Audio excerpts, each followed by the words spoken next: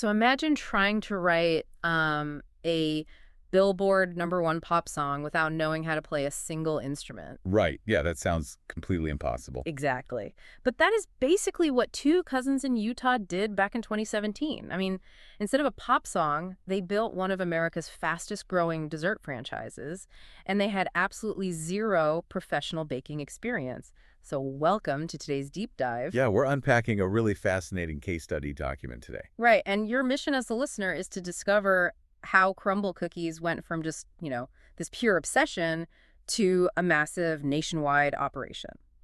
Okay, so let's unpack this amateur advantage. Cousins Jason McGowan and Sawyer Hemsley. Yeah, what's fascinating here is they weren't chefs at all. They weren't pastry experts. They didn't have, like, a culinary school diploma to fall back on. So how do you nail a recipe when you literally don't know the science of baking?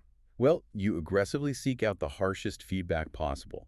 The craziest part about their early trial and error phase is who they actually asked to taste test. Right, because if you ask friends, they just politely say it's great. Exactly.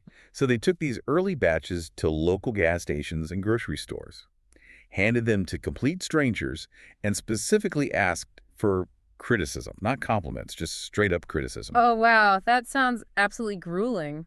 It was, but it forced them to iterate until they landed on that signature texture, soft on the inside, slightly crispy on the outside. Right.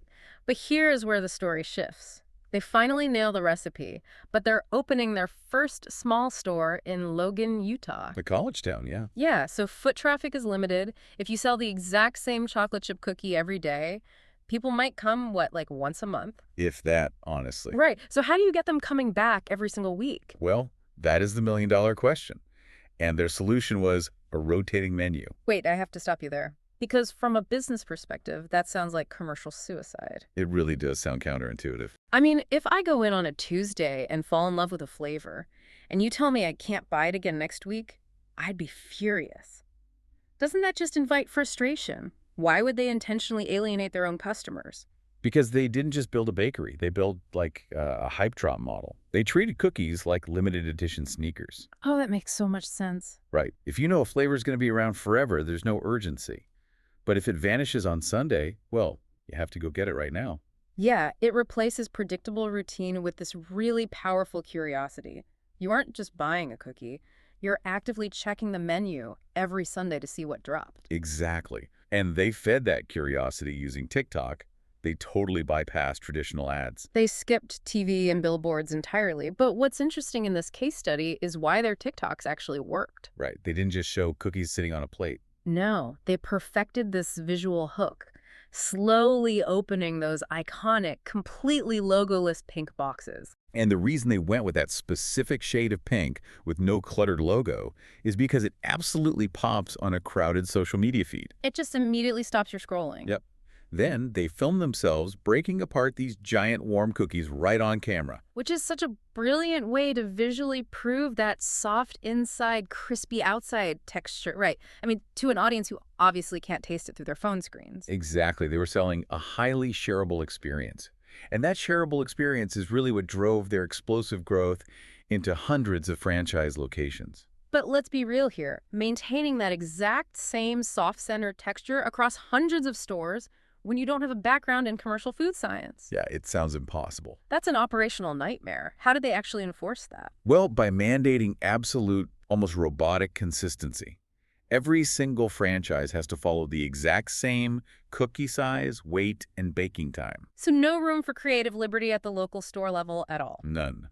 But as the case study points out, scaling that fast wasn't without serious growing pains. Right. As they blew up, they faced heavy criticism. People started pushing back on the high price point. Yeah, debating whether a single cookie was actually worth the cost. Especially as copycat competitors started flooding the dessert market. It's the classic trap of viral success, social media hype gets you in the door, but it doesn't guarantee you'll survive. So how did they survive it? They survived those scaling challenges by doing exactly what they did at those gas stations on day one. They listened. When they saw pushback on pricing or certain flavor profiles, they didn't dig their heels in. They actually adapted. Exactly. They adjusted their flavor rotation and maintained their core identity. This demonstrates that long-term survival relies on trust, not just, a viral video. So what does this all mean for you, listening right now? It proves that you don't need to be a seasoned expert to start something massive. You really don't. You just need the discipline to start and a willingness to relentlessly iterate based on what people actually tell you. And here is a final thought to mull over. Look at your own work, or maybe a daily project you're struggling to get people interested in. Oh, I like where this is going. Yeah, how could you introduce that rotating menu concept of scarcity and curiosity? How could you make what you do feel more like an event and less like a predictable transaction? It's something to seriously think about because as we saw with those two cousins, you don't need to know how to play every instrument to write a hit song. You just need to be willing to play a few bad notes until you find the perfect hook.